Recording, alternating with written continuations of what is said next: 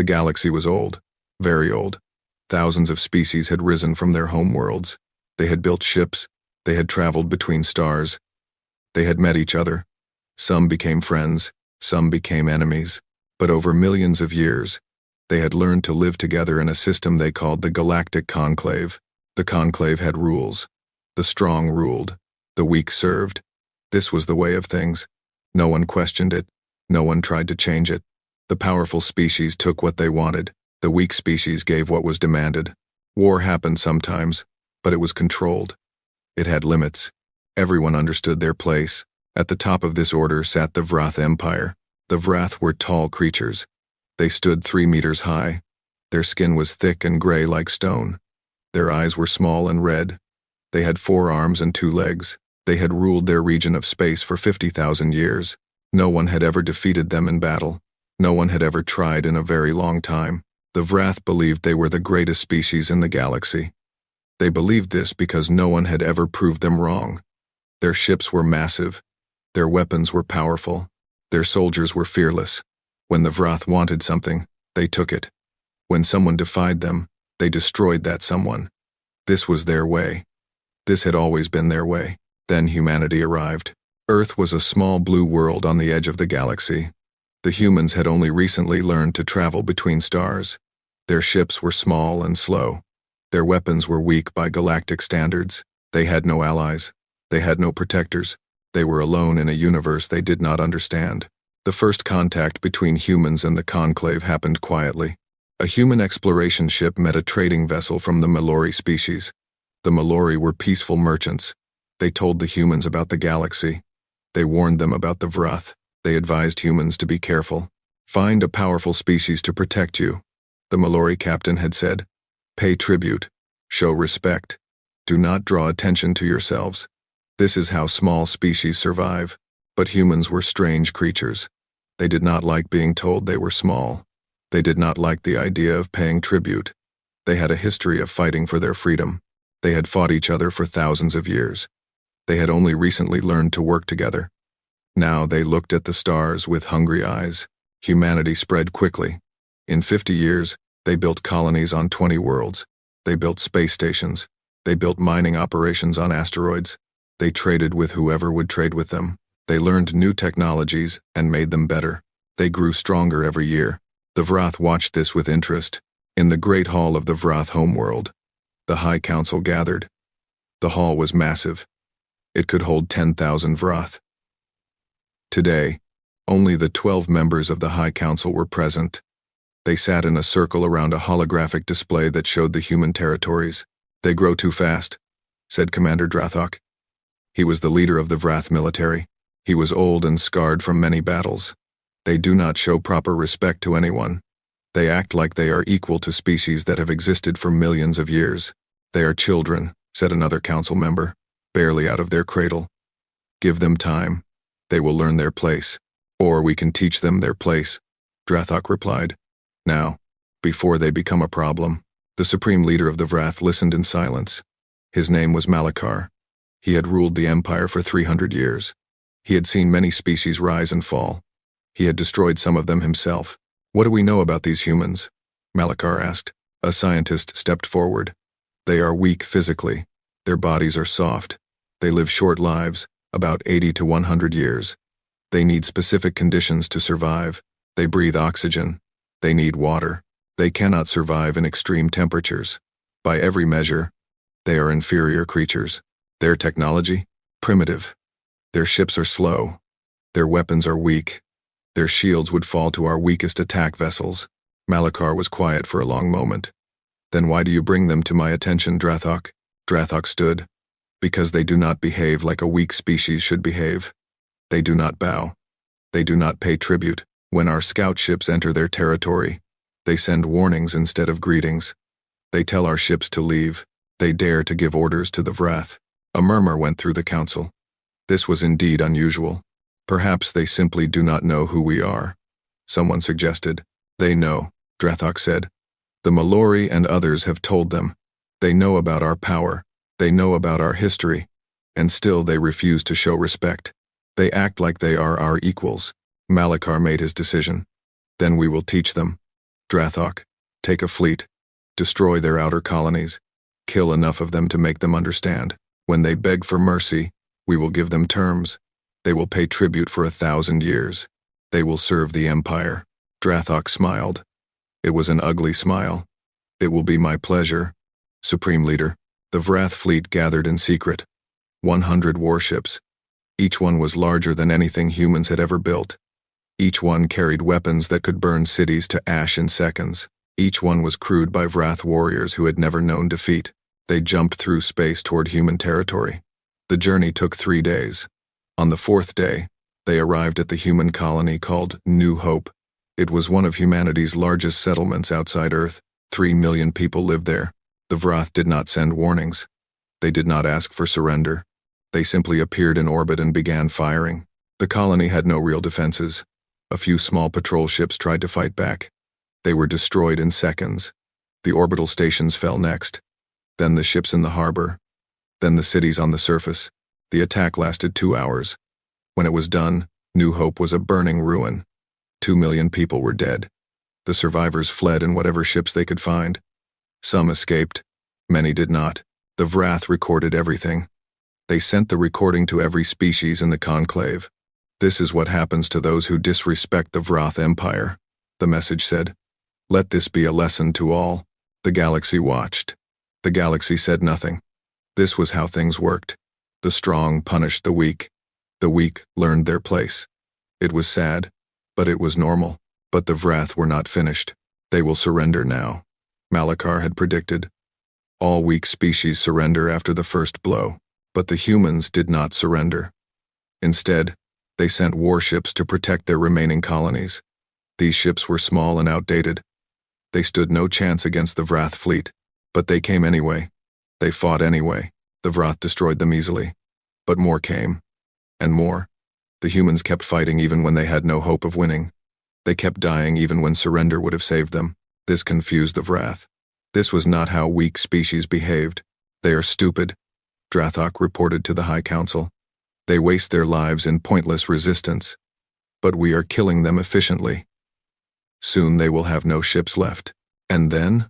Malachar asked. Then we will go to their homeworld. We will show them true devastation. After that, they will break. The campaign continued for 6 months. The Vrath moved from colony to colony. Each time, the humans fought.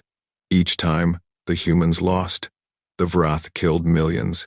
They destroyed cities. They burned farms and factories. They showed no mercy. The galaxy continued to watch. Some species felt sorry for the humans. The Malori sent messages of sympathy. Other species offered to negotiate on humanity's behalf. But no one helped directly.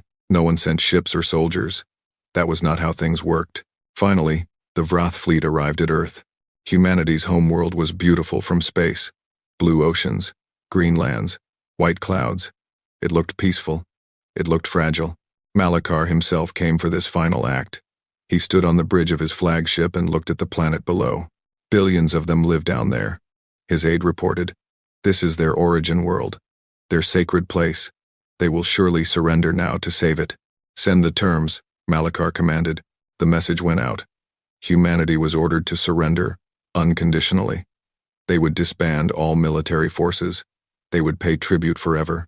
Their leaders would come to the Vrath homeworld in chains. In return, the Vrath would allow them to live. The humans asked for 1 hour to discuss. Malachar granted it. He was confident. He had seen this before. When faced with total destruction, every species surrendered. This was the natural order of things. 1 hour passed, then 2, then 3. Where is their response? Malachar demanded. His communications officer looked confused. They are not responding, Supreme Leader. There is no communication from the planet at all. What? They have gone silent. All broadcasts have stopped. All signals have ceased. It is as if the entire planet has shut down. Malachar felt a strange sensation. It took him a moment to recognize it. It was uncertainty. He had not felt uncertain in a very long time. They are planning something, Drathok suggested. Perhaps gathering their remaining forces for a final stand.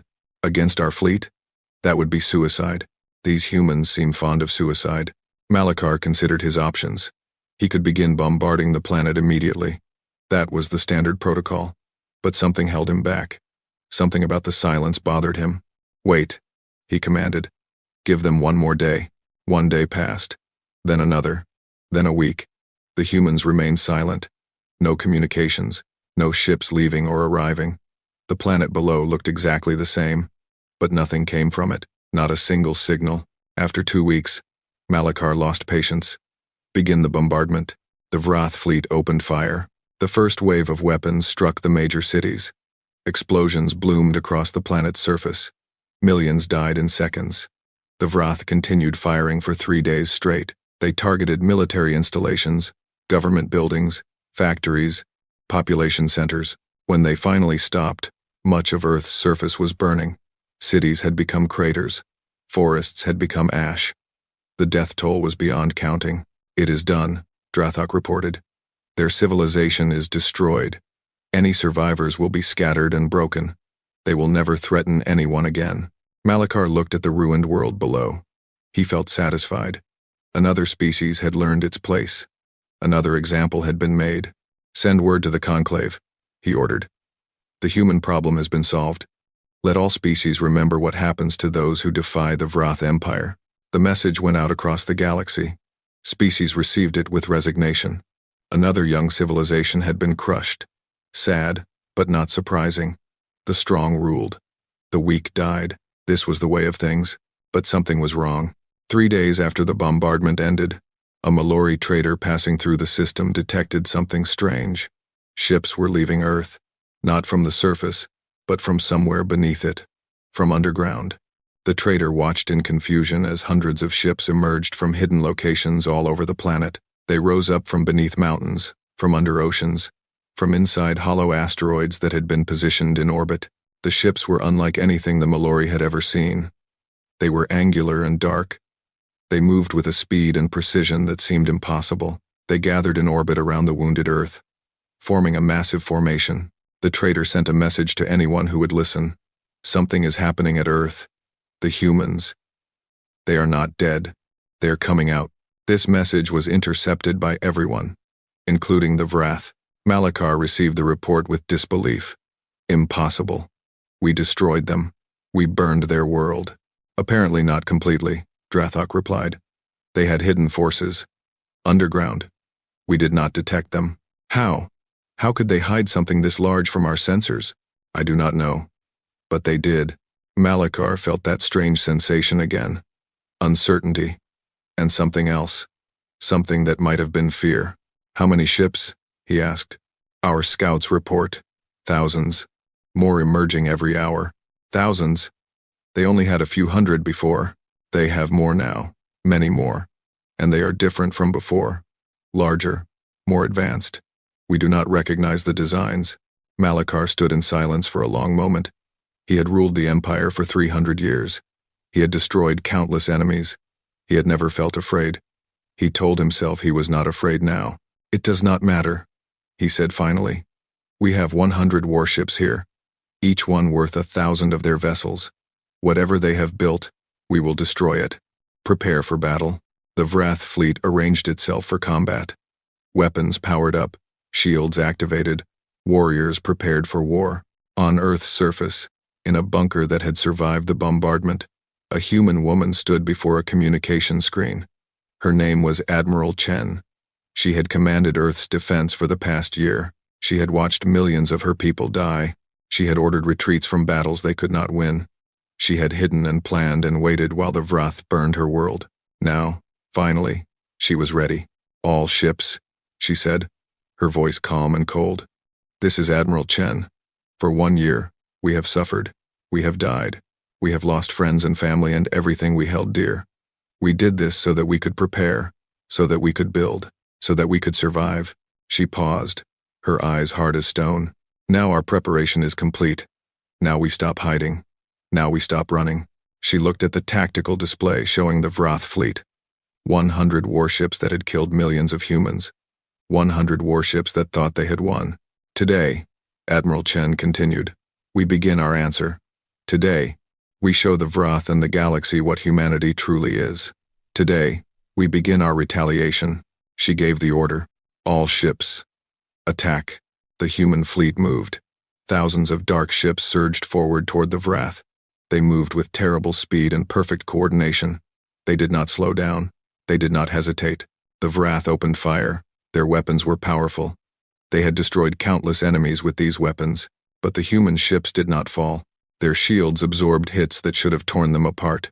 Their armor deflected blasts that should have burned through steel. They kept coming. Closer. Faster. And then they fired back. The galaxy watched. The entire galaxy watched as the battle began. They expected to see the humans destroyed. They expected the Wrath to win easily, as they always did. What they saw instead made them go still. What they saw instead was impossible. What they saw instead changed everything.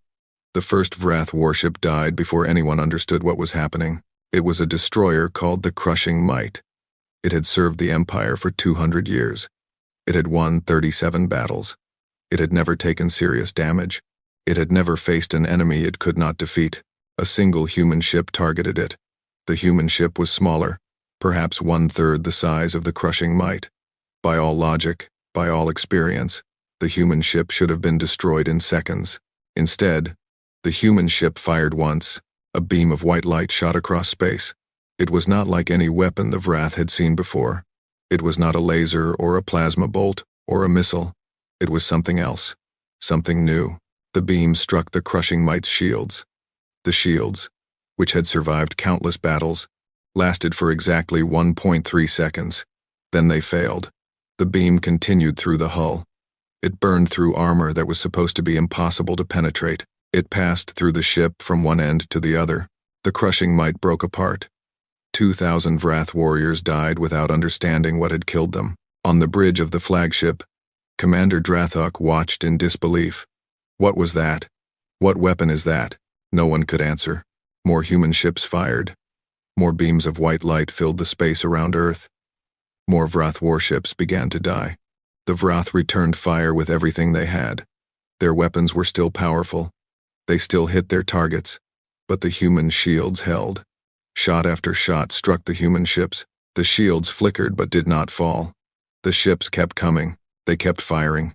Their shields should not be able to stop our weapons. A Wrath scientist reported. The mathematics do not work. This should not be possible. And yet, it is happening. Drathok replied through gritted teeth. Supreme Leader Malachar watched the battle from his throne. His face showed nothing, but inside he felt something he had not felt in centuries. True fear. The kind of fear that comes when everything you believe is proven wrong. The humans were not supposed to be able to do this. They were a young species. They had primitive technology. They were weak and soft and fragile. Everything the Wrath knew told them that humans were inferior, that they would break easily, that they would surrender. Instead, the humans were destroying the mightiest fleet in the galaxy. In the first hour of battle, the Wrath lost 23 warships. They managed to destroy only 5 human vessels. This was an impossible ratio. The Wrath always won by overwhelming margins. They always crushed their enemies with ease. Now they were being crushed instead. We must retreat, Drathok advised. His voice was heavy with shame. He had never suggested retreat before. He had never imagined he would need to. Malachar hesitated. Retreat would mean admitting defeat.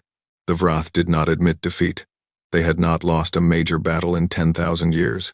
If they retreated now, the galaxy would know. The galaxy would see that the Wrath could be beaten. Supreme Leader, Drathok pressed. If we stay, we will lose everything. Our fleet will be destroyed. We will have nothing left to defend the Empire. Malachar closed his eyes. When he opened them, they burned with humiliation and rage. Sound the retreat. The order went out. The remaining Wrath ships, 67 of them now, began to turn. They activated their jump drives to escape from this nightmare. But the humans were not finished. Admiral Chen watched from her command ship as the Wrath tried to run. Her face was still calm. Her voice was still cold. But inside, something burned. A fire that had started when the first human colony died. A fire that had grown with every death. Every loss.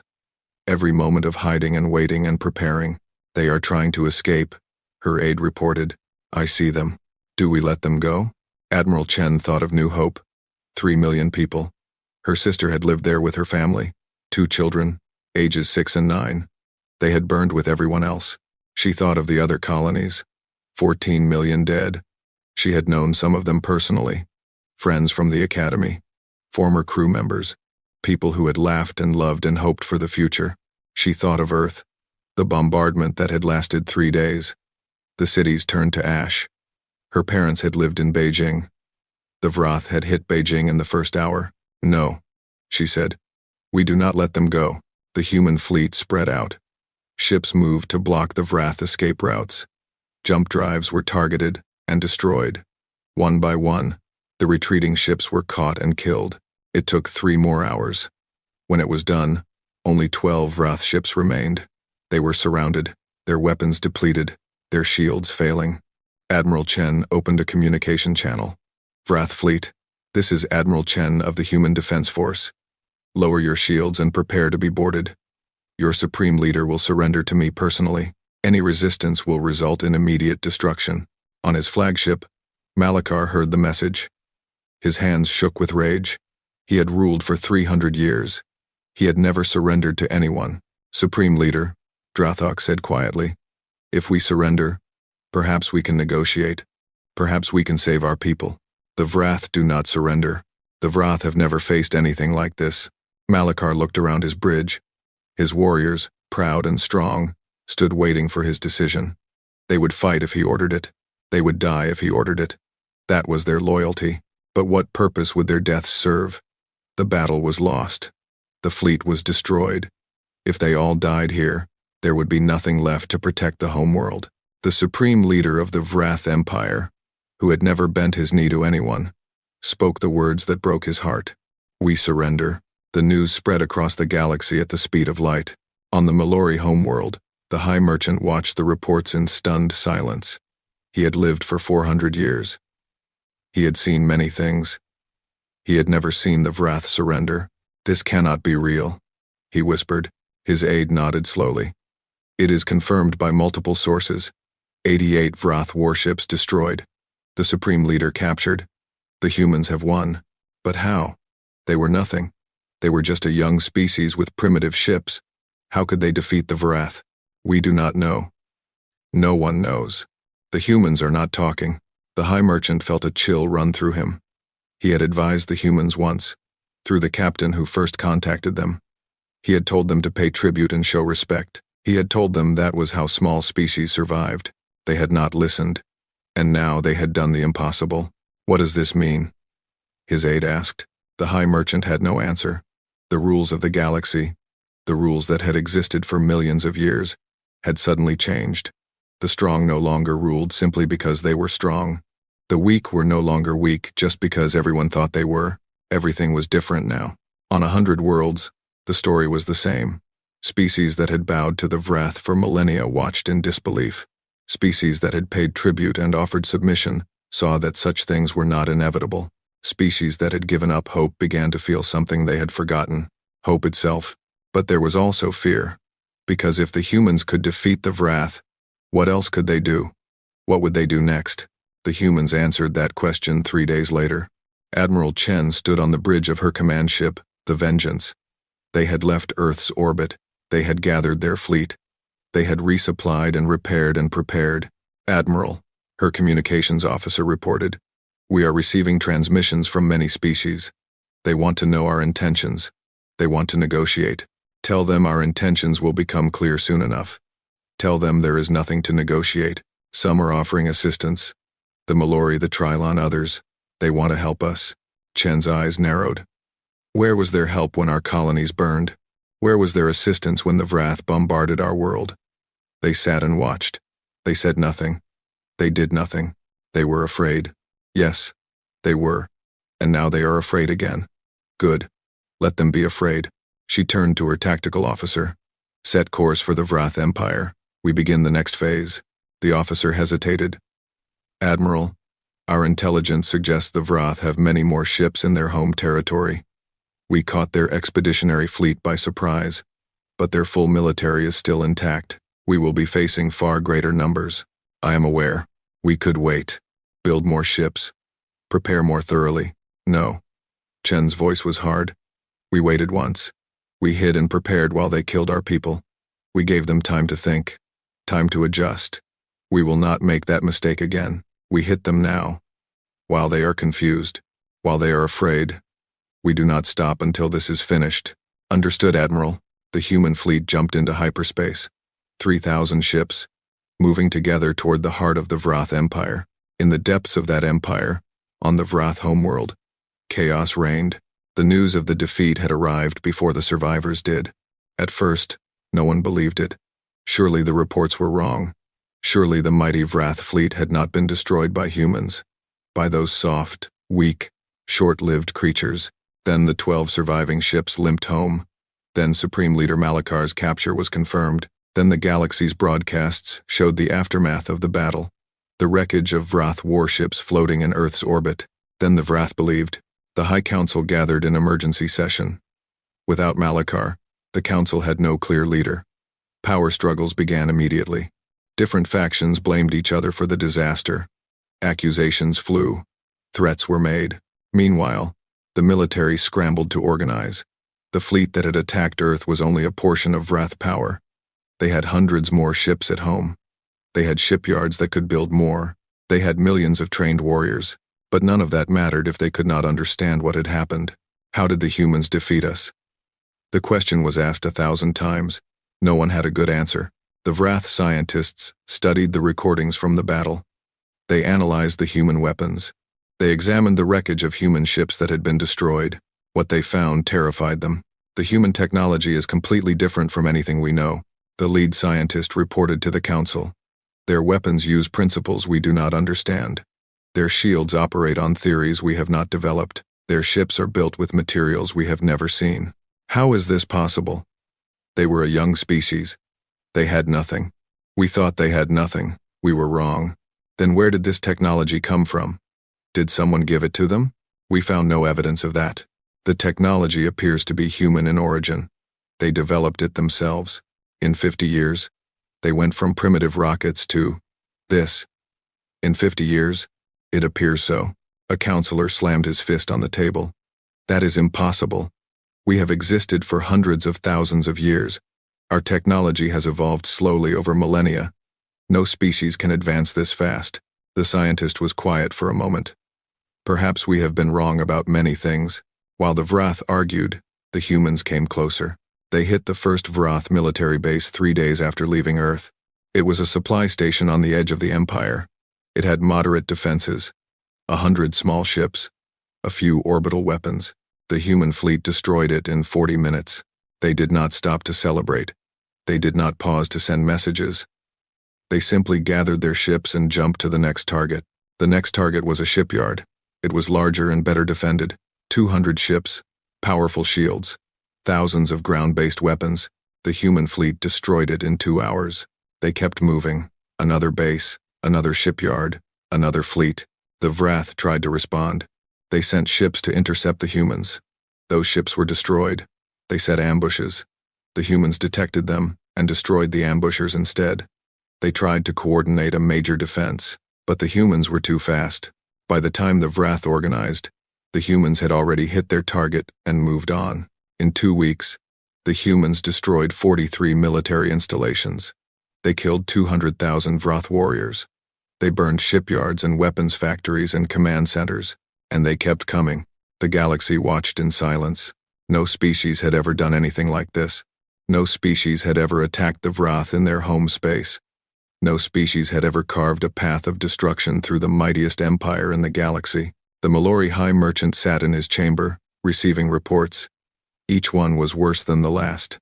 The humans have destroyed the Vrath Third Fleet. The humans have taken the Fortress of Eternal Night. The humans have burned the colony on Drathis Prime. What are they doing? The High Merchant whispered. Why are they doing this? His aide answered quietly. They are doing what we all wished we could do.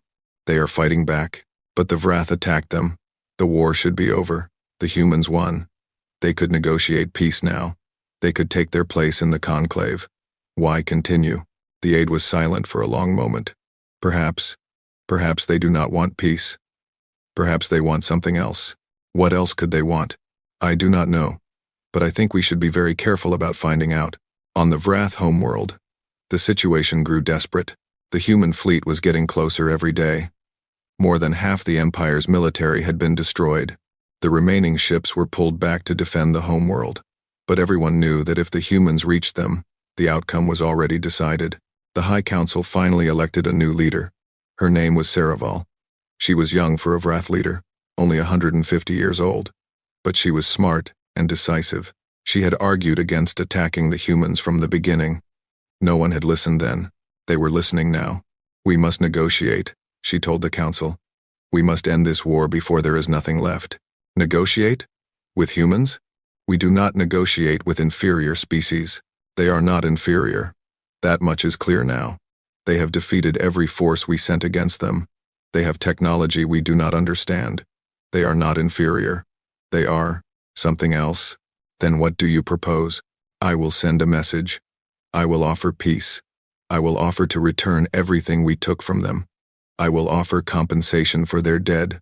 I will offer whatever they want. And if they refuse? Saraval's face was grim. Then we will have no choice but to keep fighting until one side is completely destroyed. The message was sent. Saraval herself recorded it. She spoke of peace. She spoke of regret for what had happened. She spoke of hope for a new relationship between the Vrath and humanity. The message traveled across space to the human fleet. Admiral Chen received it on the bridge of the Vengeance. She played it once, then again. She sat in silence for a long time, thinking. Her officers waited. Some hoped she would accept. The war could end. The killing could stop. They could go home and rebuild. But when Chen spoke, her voice was cold as the void of space. Send the following response. Your supreme leader killed 60 million of my people. He burned our colonies.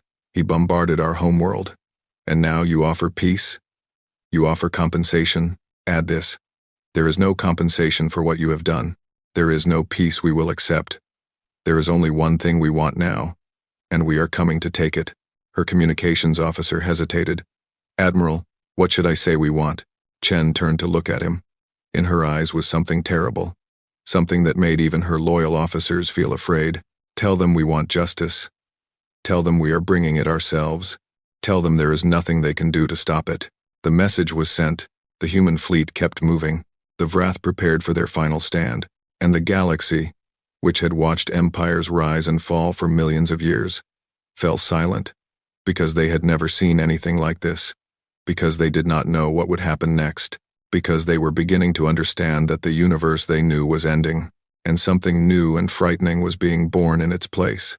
The Vrath homeworld was called Vrathis Prime. It was an ancient world, home to the Vrath species for 500,000 years. Great cities covered its surface. Massive orbital stations circled above. It was the heart of an empire that had ruled a quarter of the galaxy.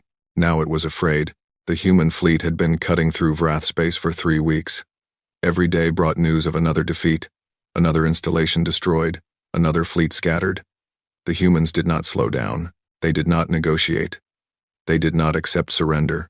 New leader Saraval stood in her command chamber, watching the tactical displays. Red markers showed human positions.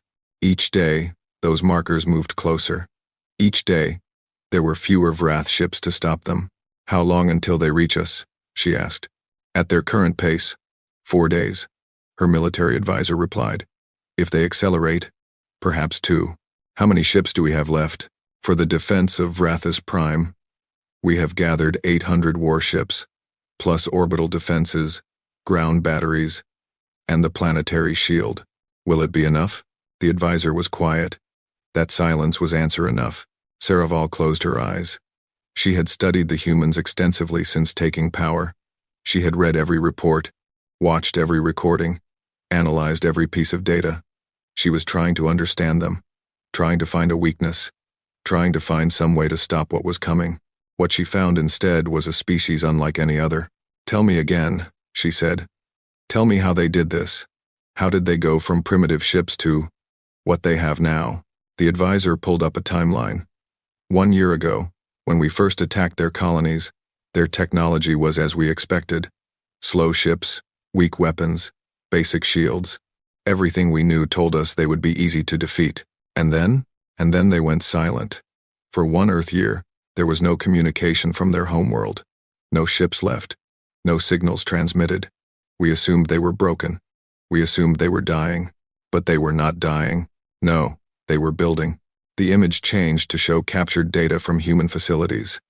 When our forces finally reached Earth and began the bombardment, we destroyed much of their surface. But we did not know about what was underneath. The display showed vast underground complexes, cities beneath mountains, factories beneath oceans, entire military bases hidden beneath the ground. The humans had been building underground facilities for decades, the advisor continued. Since before they ever contacted other species, they called it preparation for possible extinction events, asteroid impacts, nuclear war. They had planned for worst-case scenarios, but they could not have known we would attack. No. But when we did attack, they adapted. They moved their entire civilization underground. They hid their people. They hid their scientists. They hid their factories. And they built. Built what? Where did their technology come from? The advisor looked uncomfortable. This is where our analysis becomes uncertain. The humans appear to have made technological leaps that should not be possible. Their weapons use energy principles we have not discovered. Their shields employ theories we have not developed. Their ships are built with materials we cannot identify. That is not an explanation. I know. We have no explanation. The best our scientists can offer is that the humans approached problems differently than we do. They tried things we would consider impossible. They combined technologies in ways we never imagined. And somehow, impossibly, it worked. Saraval stared at the display. In 1 year, we have existed for 500,000 years. Our technology has advanced slowly over that time, and these creatures, in 1 year of desperate construction, created weapons that can destroy our greatest warships. Yes, Saraval felt something she had never experienced before. Not just fear, something deeper, a realization that everything she believed about the universe was wrong. What are they? She whispered. Far away, moving through space at impossible speed. Admiral Chen asked herself the same question. She sat alone in her quarters on the Vengeance, staring at the wall. The battle plans were complete. The fleet was ready. In 4 days, they would reach the Vrath homeworld. In 4 days, the war would end, but Chen could not sleep, could not rest. Her mind kept going back to the same question. What have we become? She remembered Earth before the war. The arguments about space exploration. The debates about whether to expand too quickly. The hopeful messages sent to other species, hoping for friendship and cooperation. She remembered her sister's face. The last video call they had shared before the attack. Her niece and nephew laughing in the background. So young, so full of life. She remembered the day she learned they were dead. The cold feeling that spread through her body. The way the world seemed to lose all color. She remembered the decision made in the deepest bunkers beneath Earth's surface. The gathering of humanity's greatest minds. The question asked by the desperate leaders of a dying world. Can we fight back? Can we win? And she remembered the answer. The terrible, wonderful, terrifying answer. Yes. But it will cost us everything we were. The humans had made a choice. They had looked at the universe and seen that it was cruel. They had seen that the strong crushed the weak. They had seen that kindness was punished and mercy was weakness. And they had decided to become strong. In the underground facilities, human scientists worked with desperate intensity. They tested theories that had been considered impossible. They built machines that should not have functioned. They pushed the boundaries of physics itself. Some experiments failed. Some scientists died. But some experiments succeeded beyond all hope.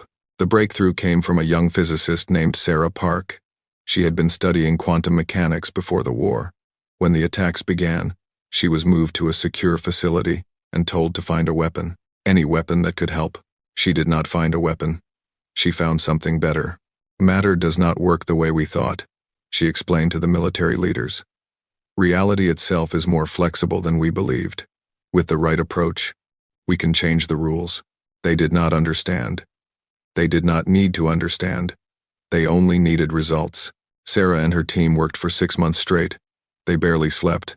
They barely ate. Several of them collapsed from exhaustion. But they kept going. Because above them, their world was burning. Because their families were dying. Because there was no alternative. On day 183, they succeeded. The first new weapon was tested in a deep underground chamber. A beam of light that did not behave like light. An energy that did not follow normal physics. It struck a target, and the target simply stopped existing. The scientists stared in shock.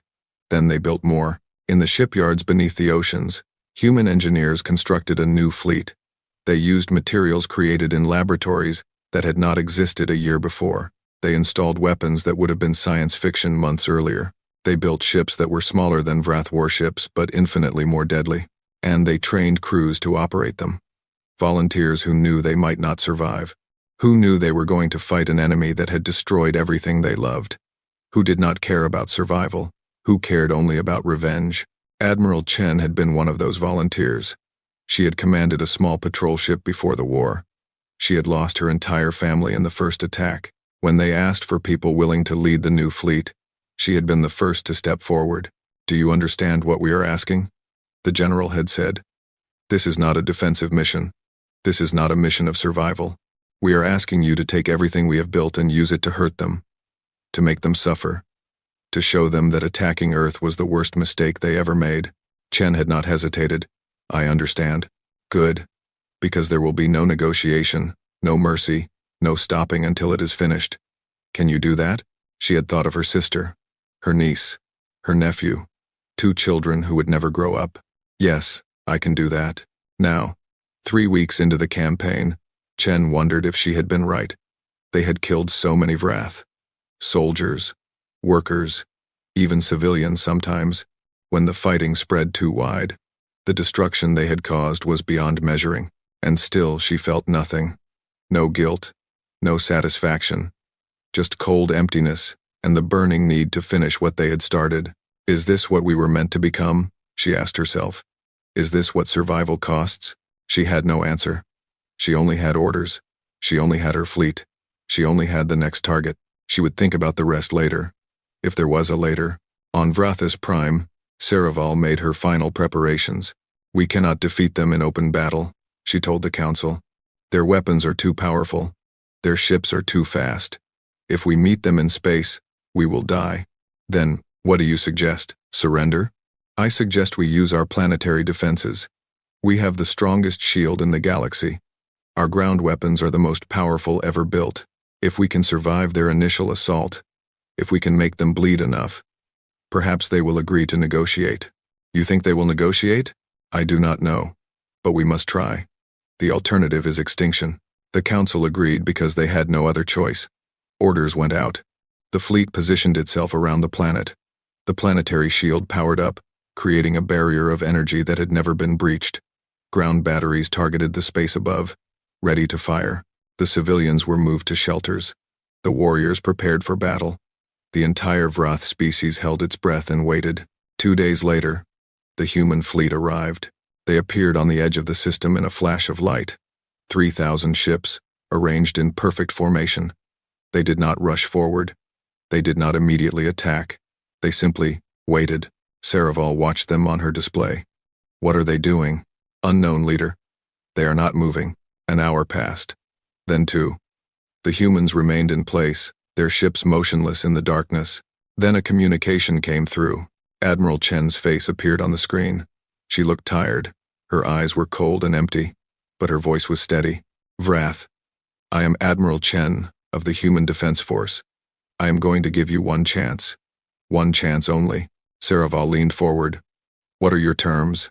"My terms are simple. First, release Supreme Leader Malachar. He is a war criminal. He will be tried for his crimes against humanity and executed. He is already our prisoner. We cannot. Second, disband your military. All of it. Every ship, every weapon, every soldier.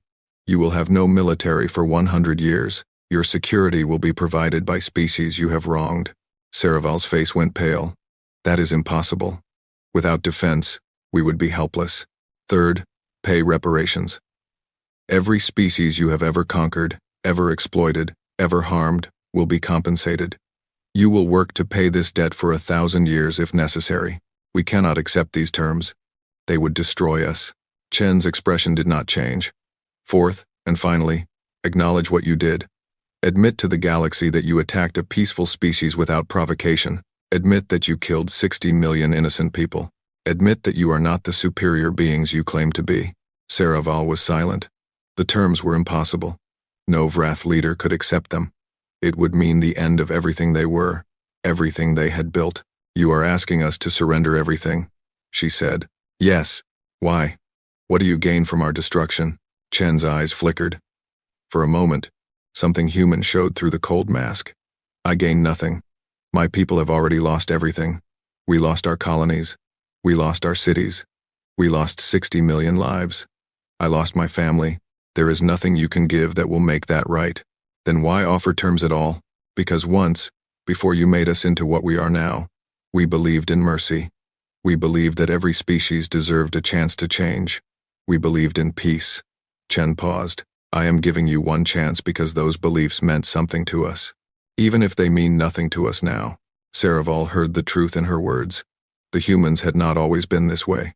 They had been changed, forged in fire and pain and loss.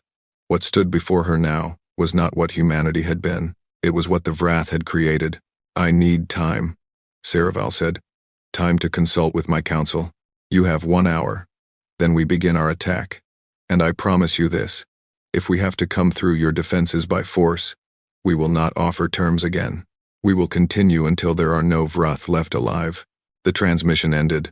Saraval turned to her council. Their faces showed fear, anger, denial. All the emotions she felt herself.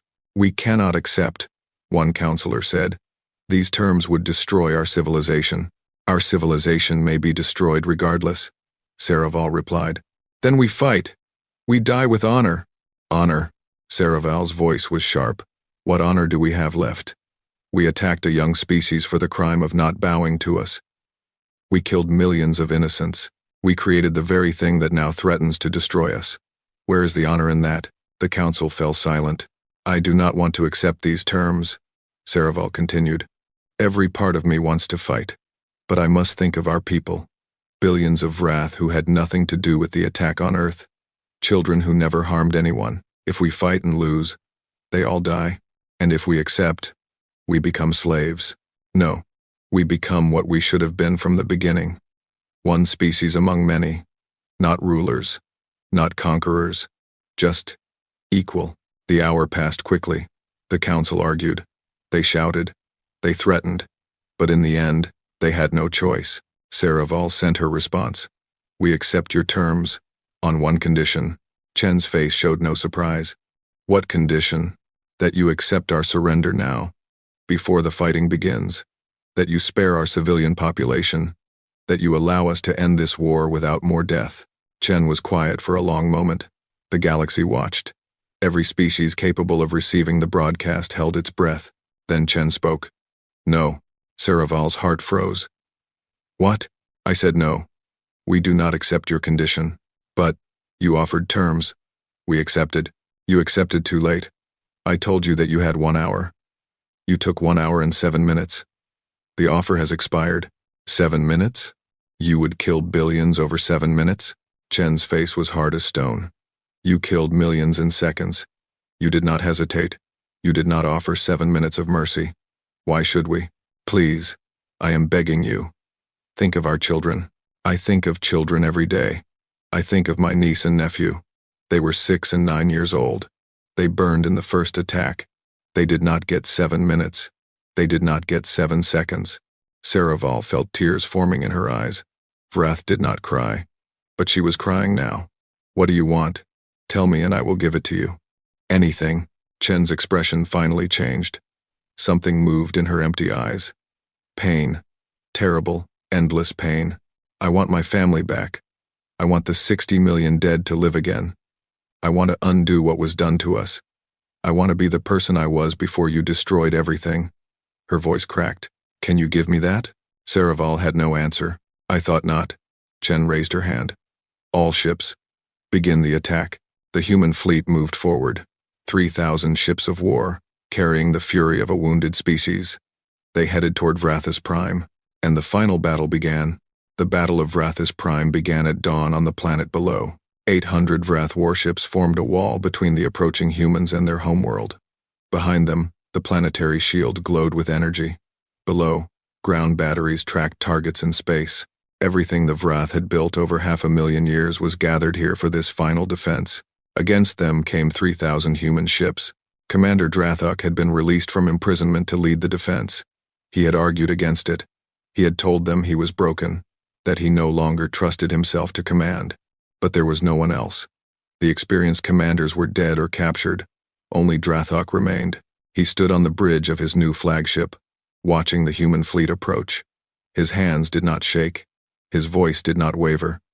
He had already accepted that he would die today. That made everything else easier. All ships, hold formation, he ordered. Do not advance. Force them to come to us. Every moment they spend approaching is a moment for our ground batteries to target them. The Vrath ships waited. Their shields were at full power. Their weapons were charged. Every warrior on every ship knew what was at stake. The humans did not slow down. They came in a wave of dark metal and terrible purpose. Their formation shifted as they approached, spreading out to present multiple targets. But they did not try to flank or outmaneuver. They simply charged. They are not using tactics, one of Drathok's officers observed. They are just coming straight at us. They do not need tactics. Drathok replied quietly. Their weapons can cut through our shields like they were nothing. Their ships can take hits that would destroy ours. Why would they bother with tactics when they can simply attack? The first shots were fired. Human weapons reached across space. Those terrible beams of white light struck the Vrath defensive line. Ships that had survived 100 battles died in seconds. The shields that were supposed to protect them failed almost instantly. The Vrath returned fire. Their weapons were powerful by galactic standards. But against the human shields, they might as well have been throwing stones. In the first minute of battle, the Vrath lost 40 ships. The humans lost 3. Drathok watched the numbers change. He felt nothing. He had known this would happen. He had tried to tell them, back at the beginning. He had said the humans were strange. He had said they did not behave like other species. No one had listened. Continue firing, he ordered. For every ship we destroy, there is one less coming for our people. The battle continued. On her command ship, Admiral Chen directed the assault with cold precision. She did not feel triumph as Vrath ships exploded. She did not feel satisfaction as the enemy line crumbled. She felt nothing but the same empty purpose that had driven her since the war began. Enemy fleet is breaking, her tactical officer reported. They are retreating toward the planetary shield. Do not let them reach it. Cut them off. Human ships surged forward, faster than should have been possible. They intercepted the retreating Vrath, destroying them before they could find shelter behind the shield. In 2 hours, the Vrath fleet was gone. 800 warships reduced to debris floating in space. 100,000 Vrath warriors dead. The largest military defeat in galactic history. But the battle was not over. The planetary shield still stood. The ground batteries still fired, sending massive bolts of energy into space. Some human ships were hit. Some fell. But most survived, and they gathered in orbit, looking down at the protected world below. Analysis, Chen demanded. The shield is powerful, Admiral. The most advanced we have ever seen. Our standard weapons cannot penetrate it. Standard weapons, Chen almost smiled. Good thing we have non-standard weapons. She sent orders to the fleet. Certain ships moved into position. Certain weapons were prepared. Weapons that had not been used yet. Weapons that had been held in reserve for exactly this moment. On the surface, Saraval watched from her command center. She saw the human ships arranging themselves. She saw them preparing something new. She did not know what it was. She only knew it would be terrible. Leader, our shield is holding, an aide reported. The human weapons cannot break through.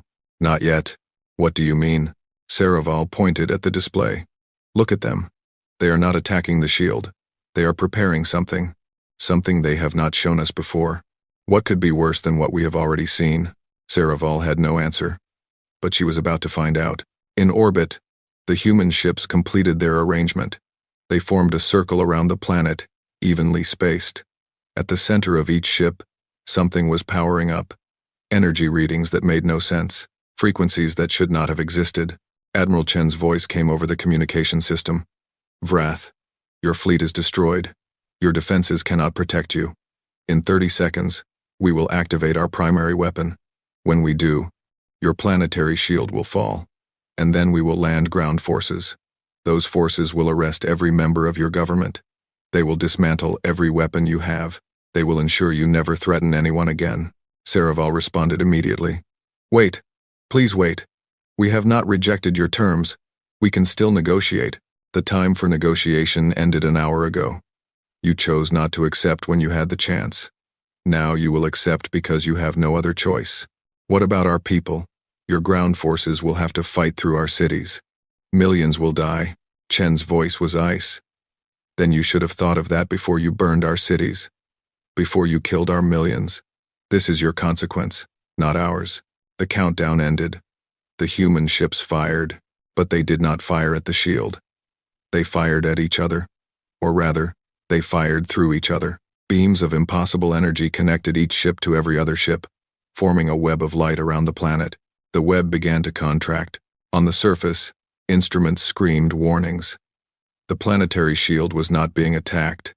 It was being erased. The web of human energy passed through it like it did not exist. Because to the human weapon, it did not exist. Saraval understood then. The humans had not built weapons to break shields. They had built weapons that made shields meaningless. They had changed the rules of physics itself. How? She whispered. How is this possible? The planetary shield failed. Not because it was destroyed, because it simply stopped existing.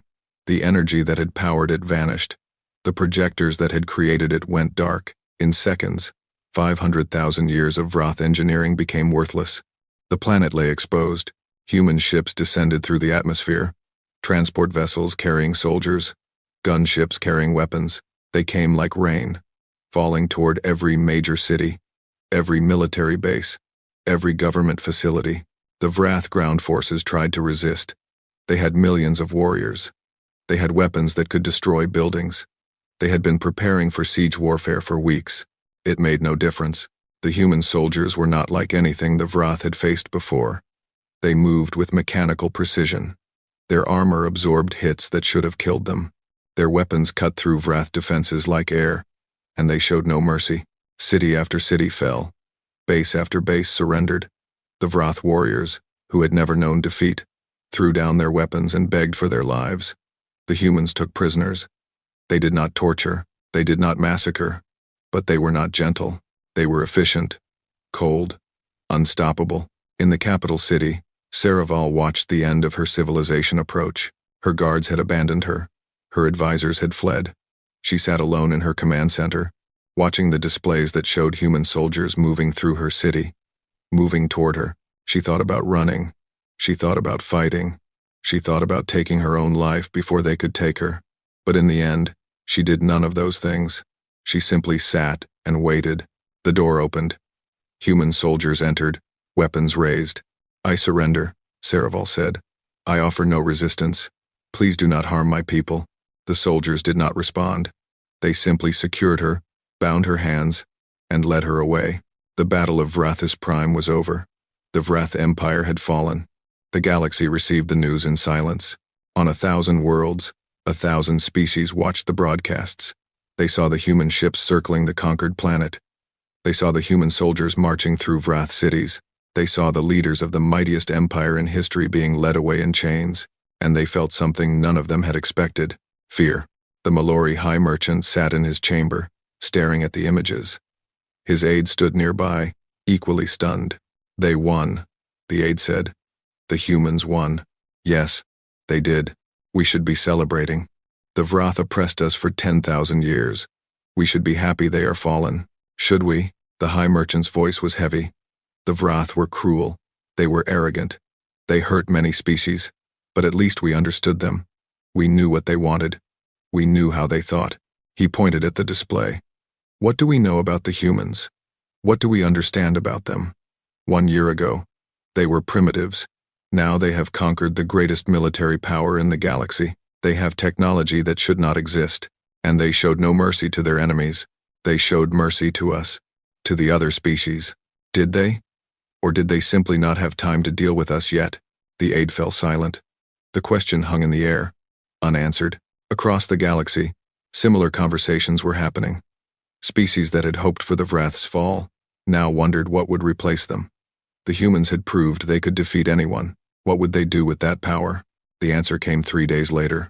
Admiral Chen stood on the surface of Vrathis Prime, in front of what had once been the Vrath High Council chamber. Human soldiers surrounded her. Cameras broadcast her image to every corner of the galaxy. People of the Conclave, she began. I speak to you as the representative of the Human Defense Force. As you know, we have defeated the Vrath Empire. Their military is destroyed. Their leaders are captured. Their homeworld is under our control. She paused, her eyes scanning the camera. Some of you are wondering what we will do now. Some of you are afraid. You remember how the Vrath used their power. You expect us to do the same. Another pause. Longer this time. We will not.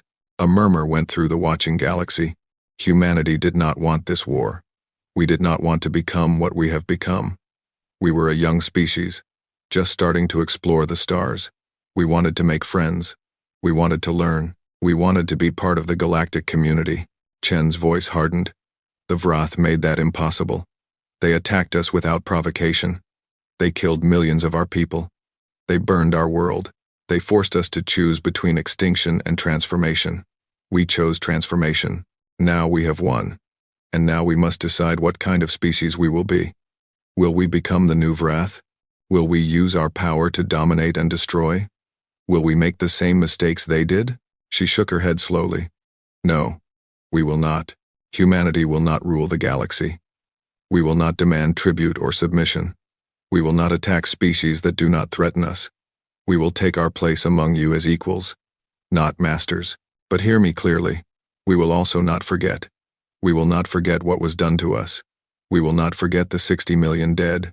We will not forget the burning cities and the murdered children. We have become something new, something dangerous, and we will use that danger to protect ourselves and those who need protection. The galaxy watched when we were dying. The galaxy did nothing. We understand why. We do not blame you for being afraid, but we want you to know this. If something like this ever happens again, to us or to anyone else, we will not wait for help that never comes. We will act, and our enemies will learn what the Vrath learned. Chen's eyes found the camera directly. Earth remembers. Earth protects its own. And Earth's retaliation, if provoked, will be swift, complete, and without mercy. The broadcast ended. The galaxy absorbed her words, and for the first time in millions of years, the balance of power in the universe shifted. In the detention facility where Vrath leaders were held, Saraval watched the broadcast. Human guards stood nearby, but they did not interfere. She meant it, Saraval said to herself. Every word. Yes, a voice replied. Saraval turned. Admiral Chen stood in the doorway. I wanted to speak with you, Chen said, before your trial. Why? Because I need to understand. Chen walked closer. Her face was tired. Her eyes were old, far older than her years. Why did you attack us? We had done nothing to you. We posed no threat. Why? Saraval was quiet for a long moment. Because you did not bow. Because you acted like equals. Because my predecessor, Malachar, believed that any species that did not show proper respect had to be punished. That is why he attacked. But what about you? What about the rest of your people? Why did you follow him? Because, Saraval struggled for words. Because that is what we do. That is what we have always done. The Vrath are conquerors. We have conquered for 500,000 years. It is who we are. Was who you were. Chen corrected. Yes, was. They looked at each other. Two leaders, two species, two beings who had become something neither wanted to be. I will testify at your trial, Chen said. I will recommend mercy. You did not order the attack on Earth. You tried to end the war. You do not deserve death. Saraval blinked in surprise. Why would you show me mercy? After everything? Because someone has to. Because if we become nothing but vengeance, we lose whatever made us worth saving in the first place. Chen turned to leave. The war is over. Now comes the harder part. Now we have to learn how to live. She walked away, leaving Saraval alone with her thoughts. Outside, the sun rose over a changed galaxy. The Vrath were defeated. The humans were victorious. And nothing would ever be the same again. But the story was not over. Because true endings are not found in battle. They are found in what comes after. in how the victors choose to use their victory, in whether they learn from the horrors they have witnessed. And that part of the story was just beginning. 5 years had passed since the fall of the Vrath Empire. The galaxy was different now. The old order was gone. The rule of the strong over the weak had ended. In its place was something new, something uncertain, something that was still being built. On Earth, the scars were slowly healing. Cities had been rebuilt. Forests had been replanted. The burned lands were green again. But the deeper scars, the ones that could not be seen, remained. Admiral Chen stood on a balcony overlooking what had once been Beijing. The city sparkled with lights in the evening darkness. 7 million people lived here now. More than before the war. People had come from all over Earth to rebuild, to prove that what the Vrath had destroyed could be restored. But Chen knew the truth. The buildings could be rebuilt. The parks could be replanted. The streets could be filled with people again. But the 60 million who had died would never return. The wounds in the hearts of the survivors would never fully close. She was no longer admiral. She had resigned her commission the day after the Vrath surrender. The work of war was done. She had no interest in the work of peace. "You are thinking again," a voice said behind her. Chen turned. Sarah Park, the physicist who had created the weapons that won the war, stood in the doorway. She had become Chen's closest friend in the years since. "I am always thinking. You are always thinking about the past. About whether we did the right thing." Chen did not deny it. "Did we?" Sarah walked to stand beside her. "We survived. Our species survived. Does that not make it right? Survival at any cost? We did not pay any cost. We did not become monsters. We showed mercy when we could. We built a better future than what came before. Did we?" Chen gestured at the city below. "Look at them. The people down there. They are afraid. Not of the Vrath. Of us. Of humanity. They know what we did. They know what we are capable of. And they are afraid of themselves." Sarah was quiet for a moment. "Fear is not always bad. Sometimes fear keeps us from making terrible mistakes. And sometimes fear makes us into what we fear." They stood in silence, watching the city lights. The debate between them was old. They had had it many times. They would probably have it many more. Finally, Sarah spoke again. "There is news from the conclave. The assembly is meeting tomorrow. They want you to attend. I have already refused. I know.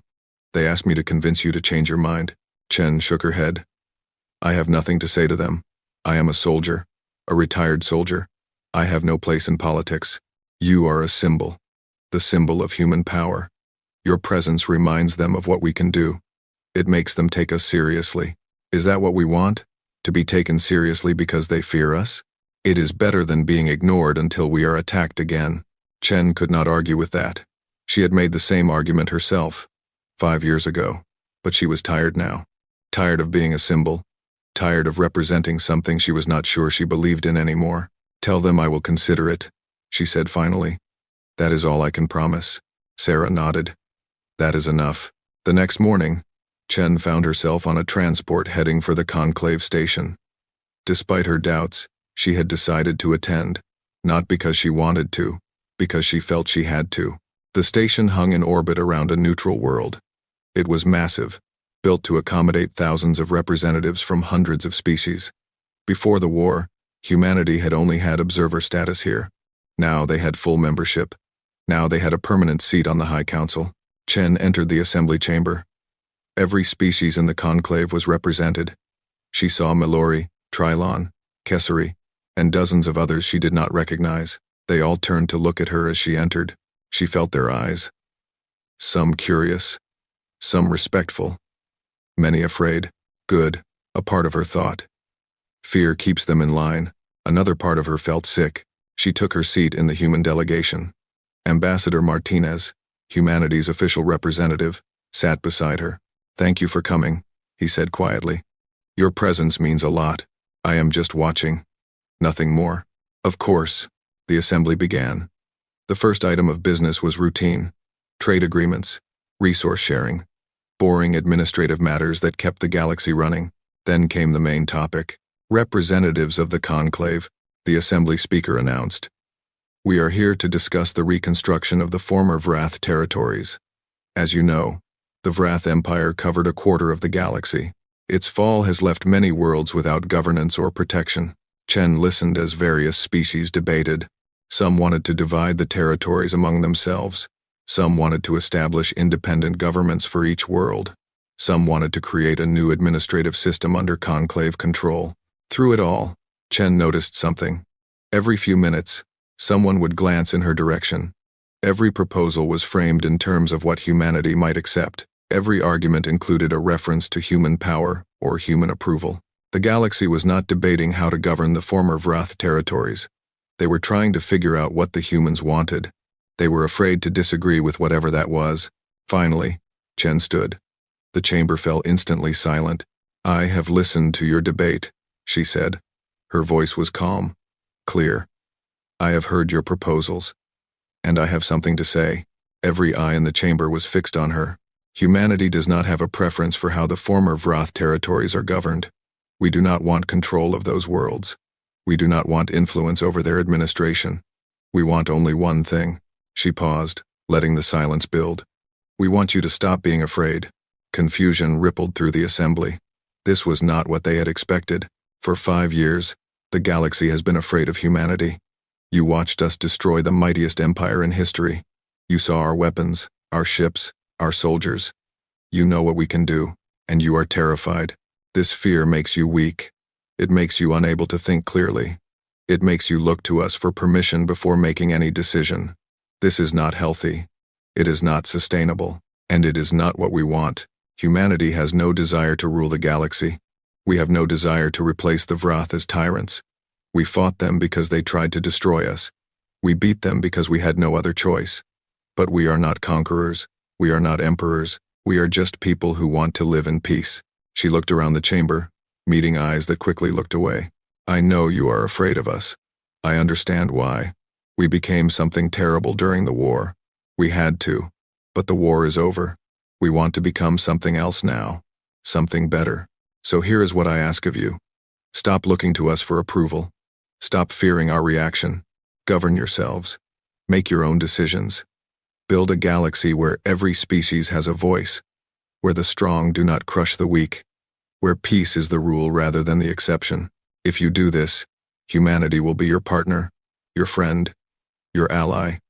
We will work with you to build something new, something good. But if you cannot let go of your fear, if you continue to treat us as masters to be obeyed, then we will have failed. Not just humanity, all of us. The war will have destroyed more than lives and cities. It will have destroyed our ability to trust each other." She paused, collecting herself. 5 years ago, I led the fleet that conquered the Vrath. I gave orders that killed millions. I did what I had to do, but I take no pride in it. I wish every day that it had not been necessary. Now I am asking you to help me make sure it never happens again. Not to us. Not to anyone. Help me build a galaxy where species like the Vrath cannot rise to power, where attacks like the one we suffered cannot happen, where no one has to become what we became. That is all I have to say." She sat down. The chamber remained silent. No one moved. No one spoke. Then, slowly, the Mallory representative stood. "Admiral Chen," he said, "my species has been part of the conclave for 100,000 years. We have seen empires rise and fall. We have seen countless species make promises of peace and break them. But I have never seen anyone speak as you have spoken. I have never seen a representative of a powerful species ask us not to fear them. I have never seen anyone try to give up power rather than take more." He bowed deeply, a gesture of respect among his people. "You have given us much to think about. I cannot speak for the entire conclave, but I can speak for the Mallory. We accept your offer of partnership. We will work with you to build the galaxy you describe, and we will try to let go of our fear." One by one, other representatives stood. Some made similar statements. Others remained silent. But the mood in the chamber had changed. The fear was not gone.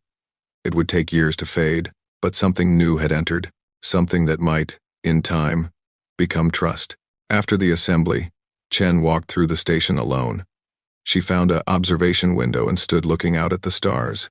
So many stars, so many worlds, so many species. "You did well." She turned. Ambassador Martinez had followed her. "Did I?" "You did. You gave them hope. You gave them a reason to believe we are not just monsters. I spoke the truth. That is all. Sometimes that is enough. They stood together, looking at the universe. What happens now? Chen asked. Now, we do the hard work. We build relationships. We solve problems. We prove that our words are not empty. It will take years, decades, maybe centuries, but it can be done. If we do not lose our way. Yes, if we do not lose our way. Chen thought about that, about all the ways they could fail, about how easy it would be to become the thing they had destroyed. Power corrupted. History proved that over and over. Why would humanity be any different? But then she thought about Earth, about the people rebuilding, about the children being born who would never know what it was like to live under the shadow of war, about the scientists working on new technologies, not weapons now but medicine and energy and transportation. She thought about Sarah Park, who had created weapons that could destroy planets but who now spent her days teaching physics to young students. She thought about the 60 million dead. They could not be brought back, but they could be honored by building the kind of future they would have wanted. We can do this, Chen said finally. We have to believe we can do this. We can, Martinez agreed. Together, on Earth, evening came. The cities glowed with light. The farms stretched green across the healed land. The sky was clear, filled with stars that humanity now traveled among. In schools, children learned history. They learned about the war, about the terrible price humanity paid, about the retaliation that shook the galaxy. They learned about the 60 million who died and the billions who survived to build a new world. They learned the lesson that Earth would never forget. Never attack first. Always seek peace. Protect the innocent. Build bridges instead of weapons when possible. But also this: if someone threatens your home, if someone kills your people, if someone tries to destroy everything you love, you have the right to fight back. You have the right to survive. And if survival requires becoming something terrible, then become it, because the alternative is extinction. This was humanity's legacy. This was what the war had taught them. This was what they would carry forward into whatever future awaited them. The galaxy had watched Earth's retaliation with horror, with fear, with awe. Now it watched humanity's recovery with curiosity, with hope, with cautious optimism. And deep in the darkness between stars, other species observed. Species that had not yet made contact. Species that had been considering whether to emerge, whether to make themselves known to the galaxy. They watched what humanity had done. They watched what humanity was becoming, and they made their decisions. Some decided to stay hidden. The humans were too dangerous. Better to remain in the shadows. But others decided differently. If humanity could go from primitive to powerful in one generation, if they could defeat the unconquerable and then choose mercy over domination, then perhaps this galaxy had room for more than the strong, ruling the weak. Perhaps there was a new path, a better path. Perhaps the galaxy was changing, and at the center of that change, a small blue planet orbited a yellow star, a planet that had nearly been destroyed, a planet whose people had been tested and transformed and tempered in fire. Earth, humanity's home, the place where everything began and everything ended and everything began again. The planet hung in space, beautiful and fragile and utterly unforgiving to any who might threaten it, and the galaxy looked upon it with new eyes, not fear alone anymore. Not hatred or contempt, something else now. Respect, because Earth had shown them the truth. The weak were not always weak. The strong were not always strong. And those who underestimated their enemies learned terrible lessons. The galaxy stood in stillness, watching Earth's light shine among the stars, wondering what would come next, hoping for peace, preparing for anything, and humanity looked back at them, ready for whatever the future would bring. The war was over. The story continued, and somewhere in the vastness of space, on a ship traveling toward distant stars, a human child looked out a window at the galaxy before her. She was young, born after the war, knowing it only from stories. "What is out there?" she asked her mother. Her mother smiled. "Everything. Worlds we have not seen, species we have not met, adventures we cannot imagine. Is it dangerous? Sometimes. But we will be careful. And if something threatens us, we will protect each other, like we did in the war. Like we did in the war. But hopefully not like that again. Hopefully we are building something better." The child thought about this. Then she smiled. I want to see it all. Her mother hugged her. You will. Someday you will. And the ship carried them forward, into the unknown, into the future, into whatever destiny awaited, because that was what humanity did. They survived. They adapted. They grew. And they never, ever forgot. The story of Earth's retaliation was written in the stars. A warning, a promise, a reminder, and the galaxy would remember it forever.